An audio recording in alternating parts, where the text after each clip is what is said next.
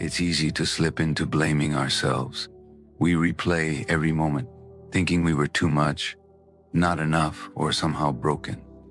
But the truth is gentler and far more honest. It's not about what's wrong with us. It's about what happened to us. Many of us grew up in homes where feelings were too big, too loud, or too inconvenient. Maybe the adults were overwhelmed. Maybe they distracted, stressed, or carrying their own wounds. Childhood trauma doesn't always look like chaos or violence. Often it's quieter. It's a child learning to hold their breath around anger. It's shrinking to stay safe. It's acting perfect to avoid being a burden. It's never hearing your feelings matter, so your body learned to hide them even from you. Emotional neglect is just as powerful. It simply means the care you needed didn't consistently arrive, not the care for food or clothes.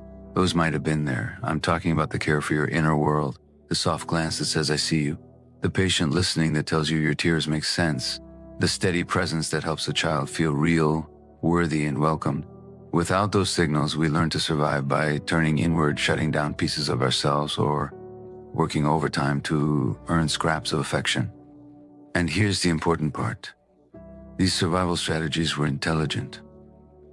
They were your body's way of keeping you connected to the people you depended on. When you learned to please, to disappear, to stay quiet, to be the strong one, or to chase love that never fully arrived, you were adapting. You were choosing the best strategy available to a child with limited power and limitless hope. The problem is that these strategies don't automatically update just because we grow up. They stay wired into us, so when love feels uncertain or out of reach, something ancient in us wakes up. We find ourselves working for affection, tolerating inconsistency, or holding on long after it hurts, because on some deep, wordless level, our body believes this is how connection works. When we say we hear, it's because so many of us carry these patterns. We learn to read the room instead of our own hearts. We learn to earn safety instead of expect it. We learn to hold relationships together with our bare hands because letting go felt like losing air. There's nothing defective about this. It's a story written in a younger nervous system doing its best to survive. And when we understand that, we can meet ourselves with softness instead of shame. We can see the pattern not as failure, but as a signal from an old wound asking to be understood, not punished. This is the frame for everything that comes next. We're not here to judge ourselves. We're here to understand the roots of how we love and how we can begin to love ourselves with more truth, more tenderness, and more freedom. Mara always fell for the quiet ones, the ones who took a little too long to text back, the ones who said the right words but kept their real feelings tucked behind a careful smile. She told her friends she liked independent men, but the truth lived lower in her body, somewhere in the chest where a faint tightening always appeared when someone pulled away. She met Daniel on a rainy Tuesday, the kind of day that makes the world feel softer than it is. He was gentle, polite, thoughtful in small ways, but even from the start there was a faint distance in his eyes, like he was watching life from across the room instead of standing in it. Mara felt that distance and mistook it for mystery. It made her lean in. It made her want to earn his attention. Their early dates were simple: a walk through a night market, sharing a paper cup of chai, sitting in his car, windows fogged, talking about movies and childhood dreams. He listened, nodding slowly, but rarely offered anything back. When she asked about his past, he'd give small pieces, half sentences, vague memories, nothing raw or personal. She noticed it, but she didn't press. She told herself closeness took time. Still, she was the one who reached out most. She'd send voice notes, long and warm, and he'd reply with a few polite lines. When they watched something funny, she'd glance over to see if he was laughing too. When she shared something vulnerable, she waited for him to meet her in that place, but he never did. He'd change the subject with a gentle pat on her hand, as if her feelings were delicate fabric he didn't want to touch too hard. One night, they were sitting on her couch. The lamp cast a soft glow, and the whole room felt like an invitation. She rested her head on his shoulder, hoping he'd wrap an arm around her. Instead, he froze, just enough that she felt it. Not rejection, not discomfort, but hesitation. Like someone who wants to be close but doesn't know the steps. She pulled her head back and made a small joke, pretending she hadn't noticed. But her chest noticed, her stomach noticed, her breath noticed. A week later, he grew quieter, more pauses. More I've been busy, more space between the messages. She tried to stay calm, she meditated, she went for walks. She told herself she was doing inner work. But every time her phone lit up, her heart clenched with a mix of hope and dread. One evening, after hours of silence, she broke. She called him and said softly, "I feel like I'm reaching for you, but you're always a little out of reach." There was a long pause, a long exhale, and then he said in a careful voice, "I care about you. I just don't know if I can give more." The sentence was gentle, but it sliced through her.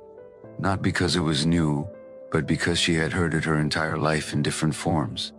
In her father's distracted hums, in her mother's tired smiles, in all the moments as a child when she stood in doorways waiting for someone to notice the shift in her breathing. She thanked him for his honesty, hung up, and sat in the dim living room. The silence around her felt familiar, not comforting, but known. She wrapped her arms around herself and felt that old ache rise, the one that whispered, "If you were just a little easier, a little quieter, a little less, they'd stay." Later that night, she curled into bed with her hands pressed to her sternum. She wasn't mourning Daniel, she was mourning how easy it was to choose someone who couldn't choose her back. 3 insights rise from her story. We gravitate toward what we learned early, even when it hurts. If closeness once felt inconsistent or unpredictable, distance becomes strangely familiar, even alluring. When a child's feelings go unseen, they grow into adults who work hard for emotional crumbs, believing they must earn every inch of connection. The body remembers misattunement, the subtle misses, the soft neglect, and it confuses that old tension with love, pulling us toward people who echo the same emotional rhythm. But even patterns this old can soften when we learn to listen inward. Some part of Mara, that night in her quiet room, already felt the faint beginning of something different. Sam looked like he had everything handled. A steady job, clean apartment, replies to emails within minutes, the kind of person who always showed up early and never let his voice crack in public. People called him disciplined, focused, driven. No one noticed how hard he worked to stay a few steps ahead of a feeling he couldn't name. Most nights followed the same quiet pattern. He'd come home, drop his keys in the bowl by the door, and feel a strange emptiness sweep in with him. Instead of sitting with it, he opened his laptop. Work gave him structure, numbers, deadlines, tasks, no surprises, no feelings leaking through. When his mind grew too tired to focus, he'd switch to scrolling, news reels, endless clips of other people's lives. The glow of the screen felt like a soft, warm wall between him and the ache that lived just under his ribs. Some nights, when the scrolling wasn't enough, he poured a drink, just one at first. The warmth in his throat felt like a small release valve. The edges of the day softened, the tightness in his chest loosened. He told himself it was normal. Everyone unwinds, everyone escapes a little. What no one saw was the moment after he closed his laptop or set down his phone. The room went still, and in that stillness something inside him stirred, restless, lonely, unfinished. It wasn't loud, more like a faint hum, a kind of heaviness that made his shoulders slope forward. A quiet message from a younger place in him, "Don't leave me alone." When Sam was a child, big feelings had been inconvenient. His parents loved him, but they were stretched thin, always working, always moving. When he cried, they soothed him quickly, efficiently, like checking off a box. When he got overwhelmed, he learned to tuck the chaos inside so it wouldn't be too much. He became the good kid, the responsible one, the quiet achiever. He carried that forward into adulthood without noticing. Work became the place where he could shine without being vulnerable. Scrolling filled the silence where sadness used to slip through. Substances softened the sharp edges of memories he never had words for. None of this was about weakness. It was about survival. His body had learned early that staying busy kept the loneliness manageable, that being productive kept him accepted, that numbing was safer than feeling something he never had helped to process. One night, after a long week, Sam sat on his couch with the TV off and a glass in his hand. He stared at the wall, not distracted for once, and a question rose in him like a tide. Why am I like this? The old voice of shame whispered its usual answers. Lazy, dramatic, undisciplined. But something softer followed, something that didn't blame him. A quieter truth: he wasn't avoiding life, he was avoiding pain. Because the real question was never why the addiction. It was why the pain. Why did silence feel dangerous? Why did stillness feel like falling? Why did his own inner world feel like unfamiliar terrain? He set the glass down and pressed a hand to his chest, noticing for the first time how fast his heart beat when he wasn't doing anything. Noticing the trembling under his breath, noticing that the thing he'd been running from wasn't a failure. It was a wound, and in that moment something shifted. Not a big breakthrough, just a small softening around the truth that he wasn't broken. He was carrying something too heavy, too early, for too long. If you see any piece of yourself in Sam, 2 questions might help you listen inward. What pain is my behavior trying to protect me from? And what might happen if I met that pain with curiosity instead of judgment?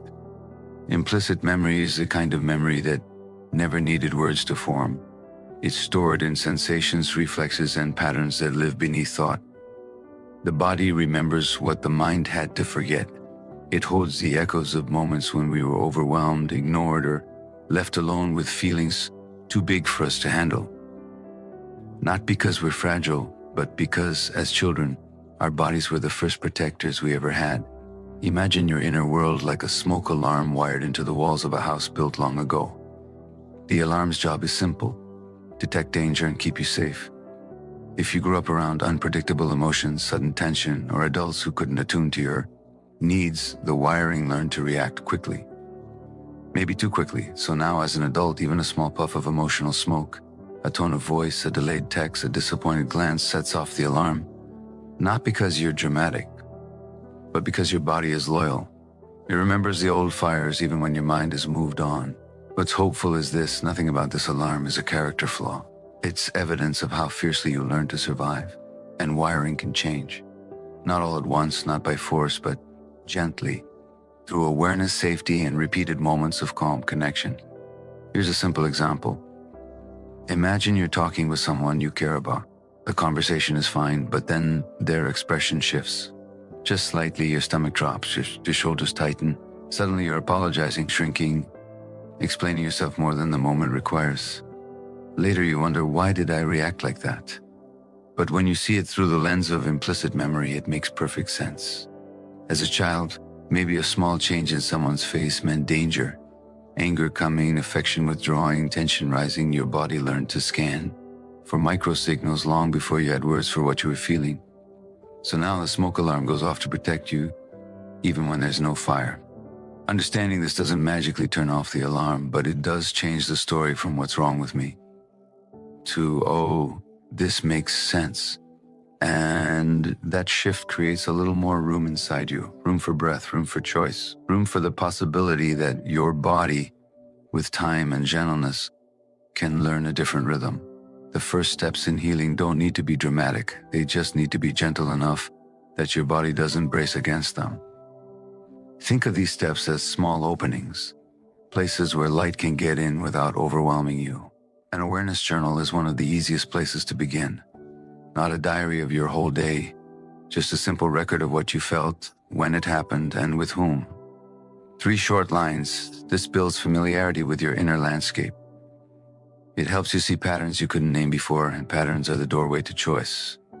When something stirs inside you, a tight chest, a sudden urge to please, the instinct to shut down, pause long enough to ask a few compassionate inquiry questions. What just touched me? What did this moment remind me of in my body? What emotion is underneath my first reaction? These questions aren't meant to analyze you. They create a small space between the trigger and your response, which is often where the younger part of you is hiding. A somatic pause can help your body feel safe enough to stay present. Choose one: a long exhale, placing your feet firmly on the ground, or slowly looking around the room to name 5 things you see. These simple acts tell your nervous system nothing bad is happening right now. They bring you back into the moment instead of the memory.